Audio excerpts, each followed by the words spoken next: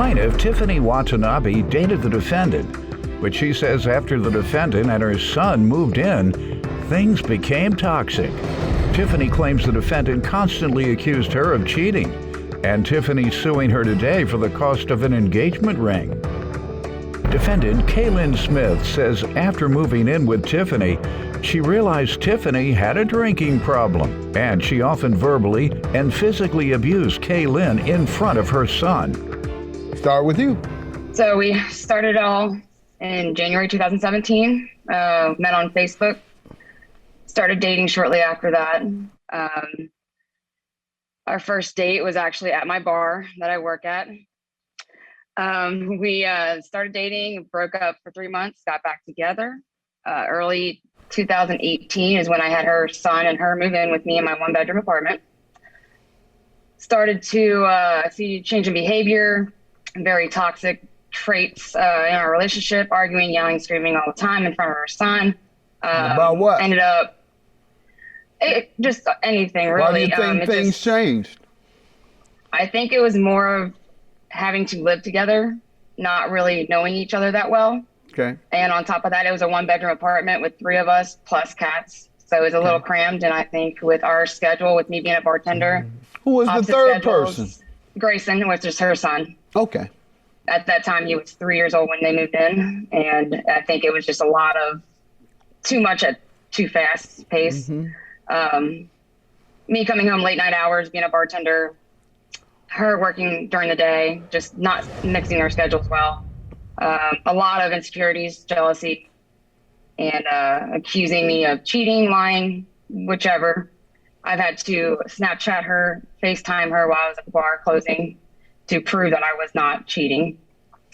Later I'm sure the bar stayed open late. Sometimes you had to stay over, didn't you? I did. Do inventory. Sometimes it's your night to do inventory. Usually about once a week. She has a little inventory at the bar she has to finish up on. Usually she get home at 2 or 2:30, but when she has inventory, it's 4, right? It's about 4. Yeah, it's about weekends. Weekends it was about 5 in the morning. That's what I'm trying to tell you. It just happened to be on the weekends. It's hard to get a bartender, let me just when the tell you club that. is at its height, and there's a lot of people there to choose from as friends, that she ends up working until 5. All right. All right. So there was conflict over distrust. Yes. So just not trusting me, changing a behavior, which I've noticed. I mean, I wasn't the perfect person either, but we were just very, very toxic.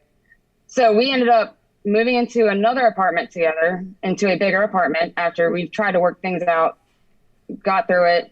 And then I ended up proposing July 2019. All right, let me allow her to give some background now. Plaintiff Tiffany Watanabe is suing her ex-fiancé, who claims Tiffany physically and verbally abused her in front of her young son. Ma'am? Okay. I want to say the beginning of our relationship started off very fun, lots of partying. But very shortly after we moved in with her, my son and I saw that the party mode wasn't stopping, whereas I wanted to settle down and have a family. I will say that the drinking was something that I didn't understand that was an issue prior. And I will say, just based on the verbal abuse and the physical abuse and the yelling and screaming and things like that that happened in front of my son, I will say was very toxic. That she caused a had lot of an my trust alcohol issues. problem? She had an alcohol problem you didn't know about? I didn't think that it was as extreme as it became. And I will say that I do have audio that I wanted to show you as well, that would honestly give proof of the verbal and physical abuse that I went through. When did you determine she had an alcohol problem? Well, first she was dating a bartender. Let her finish, ma'am. Pardon? Sorry. It would get out of control to the point where things that she would say to me, which is things that you wouldn't say to someone that you love and care about. The way that she would scream and yell and throw things in our household with my son sleeping in the next room, it would just raise obviously big signs for me that there was no regard or respect or consideration for my feelings or for the other person in the room. That was the most fragile. When did you become convinced that she had an alcohol problem? It was very early on when we moved in together. That there was obviously lots of late nights out. So why did you get a second place with her? Because there was constant ensurement and reassurance that things were going to change and that things were always going to get better. How long did you all stay in the first place together? We were in the first place together for a year, and then the second apartment we were together for and within that year, she never changed? There was areas of change, and that change in a way that would satisfy your expectations in the relationship. Yes, and would make me want to continue to move forward. And I had a sense of yes. There were enough changes. It didn't last long. She stopped drinking as much and stopped verbally abusing you and your child? Yes. Okay, and then how long did that last, the change? Typically it would last about a couple months or so. But the alcohol always came back when How many times did that occur within a year, where she changed and then relapsed? It was pretty consistent. Okay, so let me hear about the abuse. She says you abused her and her child off and on. That is false. I never physically or verbally abused her son. She always accused me of mistreating him. When I was the co-parent, I was a good parent. I homeschooled him during COVID. On top of that, working 2 jobs, going outside of the house during COVID still, while she worked from home. I took care of your son. Tell me I didn't. You did. I did not provide for him for 4 years. I gave him a loving home. Okay. So tell me I'm wrong. But that's where you're not, there's areas where you are wrong. And I have proof of that. I have evidence on page 4, Judge, Your Honor. It's on page 4 where you said Judge and Your Honor. I got some folks coming here disrespectful and they say, man, call me man. Look here. I said all kind of craziness. So hats off to you. She said them both. Judge, Your Honor, and then I get the highest compliment is when they say all 3. They say, Judge, Your Honor, sir. All right, but Judge, Your Honor is good enough. What do you want Judge, Your Honor to see on page 4, is it? Page 4, was it? 4. It is page 4, yes. So in this particular instance, this is when my son was being homeschooled due to COVID purposes. This is just a glimpse of the areas where she would get easily frustrated with my child, which was pretty consistent, and the areas that I had to step in, and where she would probably say that I micromanaged a lot just in protection of my son. In this instance, she said it's frustrating when he doesn't want to do anything besides act like an animal. That's all I'm saying. Okay. Yes. I can't even toss with him or kick a ball or have him ride his scooter because he doesn't want to. I don't know, ma'am. This is her talking to you. Tell me where she says something abusive to him. You have any of that? Where you spell out things? I don't have that with me today. Okay. Those are areas that I stepped in and tried to correct the situation. Plaintiff Tiffany Watanabe is suing her ex-fiancé, who claims Tiffany physically and verbally abused her in front of her young son. Now, you wanted me to see a video of what? What is the video going to show? So they are actually audios. Those are just the areas where that was consistent verbal abuse that I received throughout the entire relationship. That would be also on page 3. That's just a text version of it. Okay. Let me hear it. Let's hear it, folks. Oh, hi, Kaylin Smith. This is Tiffany Watanabe, your girlfriend.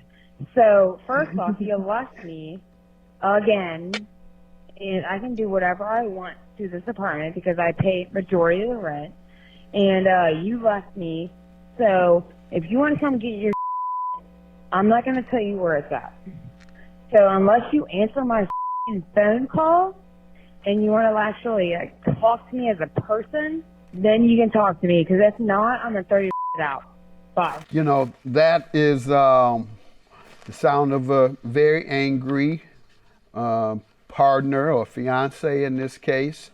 I don't hear anything that is beyond normal anger, even the threats of putting you out or coming to get your stuff. That's what people say when they're very angry.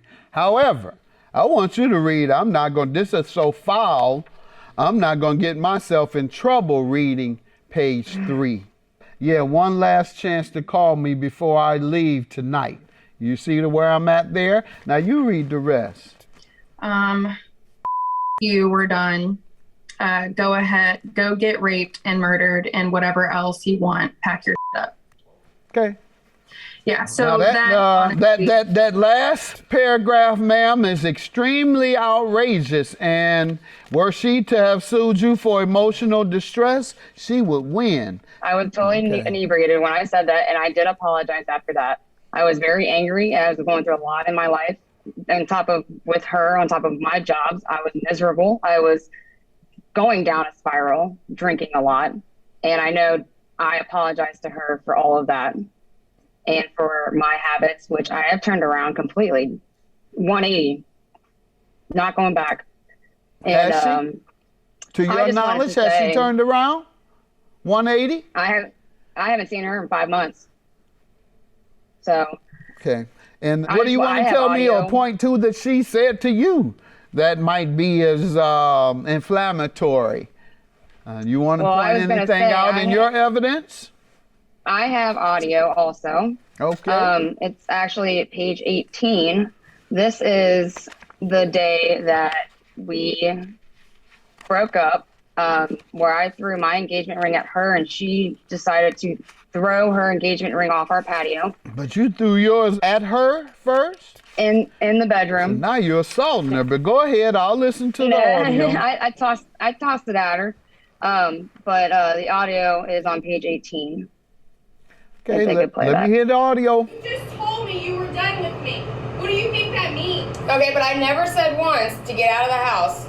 Okay, so what do you expect me to do after you tell me that you're done with me? What do you expect me to do? Apparently you went through your engagement ring across the street. No, you have some issues. Oh, I do? Every single time I try to have a conversation with you, you feel the need to go throw me and a 6-year-old child out of this house. No, I never ever say get out of the house. I never say. What do you expect us to do, Tim, when you decide to break up with me every 3 minutes? What do you think that means? I don't break up with you every 3 minutes, Kaylin. Do you understand? You've done it 3 times this week. This week I have not. Answer me this. What did you expect me to do when you just broke up with me and threw your ring at me? What did And you you're expect me still to do? non-stop yelling in front of What do you Grayson. expect me to do? You're yelling in front of Grayson again. What do you expect me to do? Go get that engagement ring, please. Okay. Now, do you have a recording or text that might help your case? So I do have some Because that did nothing but hurt you. Let's get to the why you think you should receive the engagement ring back. $3,955. I want the ring back as financially. I need financial money. My bills. I have a car that I need fixed, and including that I paid for her car to get fixed, which I can use the money for. I didn't pay for your car to get fixed. I didn't pay $1,500 because I do have a receipt for it, Caitlin. So it may have came out of your bank account, but we both know why you actually got that money. It was from an engagement gift given to you from one of your customers. Which I sold. I sold that. You did sell, but that's not your money out of your very own pocket. And you and I both know that. I don't care. That was a gift. It was not your very own money. It was an engagement gift to the both of us. And you used that. I still paid for your car to get fixed. Anyways, so I could use the money right now because I need brakes and rotors done on my car. I need a cat that has surgery that's going to cost me $1,200. I pay rent, bills, $940 for rent, Kaylin, which you barely paid me half rent when you lived with me. I took care of a lot of financial situations for you and your son. Plaintiff Tiffany Watanabe is suing her ex-fiancé, who claims Tiffany physically and verbally abused her in front of her young son. Can you quote any part of the law that allows you to keep it? I know that I was supposed to give it back, and I was very willing and open to returning it.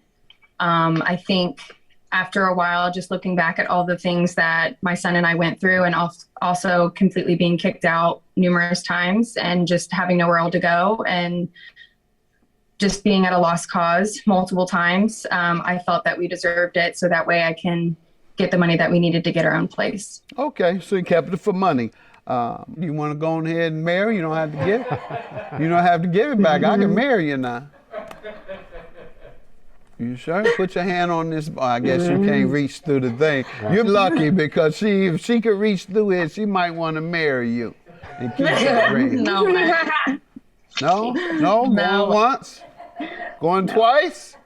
No? Here Mm-mm. Nope. I now pronounce you spouses. Here we go. Just kidding. Well, you can't have a one-way marriage, unfortunately. So I can't marry you, and you have to return the ring, which is the law, because the proposal and the presentation of an engagement ring is considered a gift on the condition of marriage, meaning it's a conditional gift, and if that condition isn't met, that gift is not completed. So, no marriage, ring back. Have a good day, ladies. Judgment for the plaintiff. All right. Bye-bye. Thank you, Judge. Thank you, Jen. How many times have you told me that you would give it back to me and then you said take me to court? Why are we playing these games, Cameron? We could have never been here. You could have just gave it back to me. I have every single voice recording from you, from your drunken ways. It ruined me mentally. It traumatized me mentally. It traumatized my child. And despite how I reacted to you, is exactly how anybody should or would have acted had they have been treated the way that you treated me.